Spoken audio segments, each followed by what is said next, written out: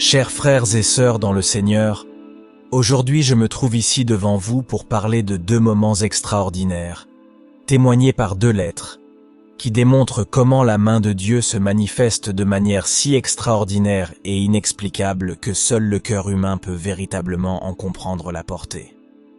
Dans notre vie, il existe des épisodes qui défient toute logique humaine, des signes du ciel qui nous rappellent que nous ne sommes pas seuls, que nous sommes guidés et aimés par un Père céleste qui accomplit des merveilles.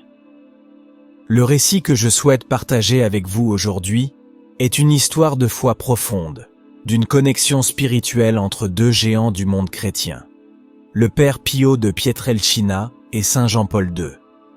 Cette histoire est un exemple clair de comment, parfois, nous assistons à des miracles si grands qu'ils ne peuvent être attribués qu'à la main de Dieu, opérant à travers ses fidèles serviteurs sur terre.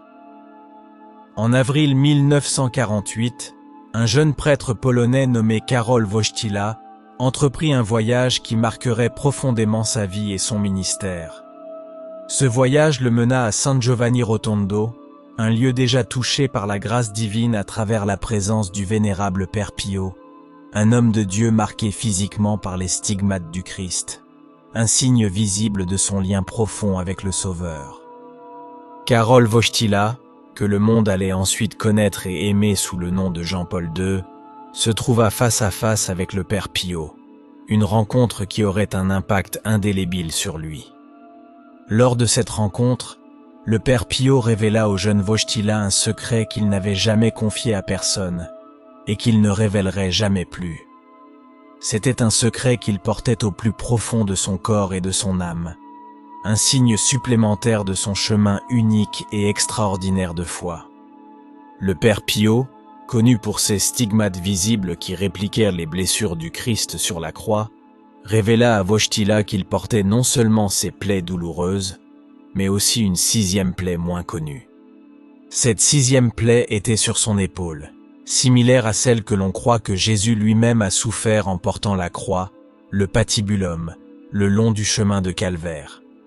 Cette blessure sur l'épaule du Père Pio était celle qui faisait le plus mal, une douleur constante qui l'accompagnait chaque jour, jamais soignée par les médecins, jamais apaisée par des remèdes humains.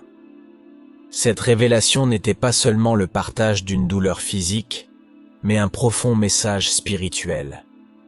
La plaie sur l'épaule du Père Pio symbolisait le poids des souffrances humaines qu'il portait volontairement, unissant sa douleur à celle du Christ pour la rédemption de l'humanité. Ce secret partagé entre le Père Pio et Jean-Paul II reflétait un lien spirituel profond, une entente céleste qui les unissait dans leur mission commune de service et de sacrifice. L'effet de cette rencontre sur le jeune Wojtyła fut transformateur. Il porta avec lui le poids et l'inspiration de ce secret divin à travers toutes les années de son ministère, jusqu'au jour de son pontificat en tant que Jean-Paul II. Sa foi, déjà profonde, fut encore plus renforcée par le témoignage vivant du Père Pio, un homme qui avait souffert comme le Christ et continuait de servir avec joie et dévouement. La confiance de Jean-Paul II envers le Père Pio était absolument sincère. Une autre histoire confirme davantage la portée miraculeuse de leur lien. L'histoire de Wanda Poltawska, une amie proche de Karol Wojtyła, et le rôle extraordinaire que le Père Pio a joué dans sa vie. C'était en 1962, lorsque Karol Wojtyła, alors évêque auxiliaire de Cracovie, écrivit à Padre Pio, le cœur angoissé. Sa chère amie, Wanda Poltawska, mère de 4 enfants, souffrait d'un cancer en phase terminale. Entre Karol Wojtyła et Wanda, il y avait un lien d'amitié très fort, né lorsqu'ils étaient encore très jeunes et s'engagèrent dans la résistance anti-nazie. On raconte même que Wanda avait sauvé Wojtyła de la déportation dans un camp de concentration. Avec une foi profonde, Wojtyła implora les prières de Padre Pio pour la guérison de Wanda, à travers une lettre écrite en latin. Voici ces mots. Vénérable Père, je te prie de diriger une prière pour une mère de 4 filles, de 40 ans, de Cracovie en Pologne, pendant la dernière guerre dans un camp de concentration en Allemagne, maintenant en grave danger de santé et de vie même à cause d'un cancer, afin que Dieu, par l'intercession de la très sainte Vierge, montre sa miséricorde envers elle et sa famille en Christ. Padre Pio, après s'être fait lire la lettre, répondit avec les mots prophétiques.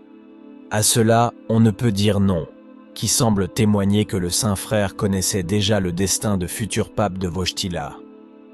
En quelques jours, l'incroyable se produisit, Wanda subit un nouvel examen médical, et la tumeur avait complètement disparu.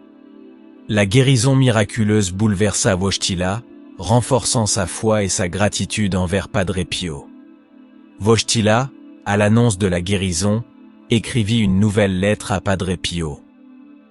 Vénérable Père, la femme de Cracovie en Pologne, mère de 4 filles, le 21 novembre, avant l'opération chirurgicale, a instantanément retrouvé la santé grâce à Dieu et aussi à toi, Père vénérable.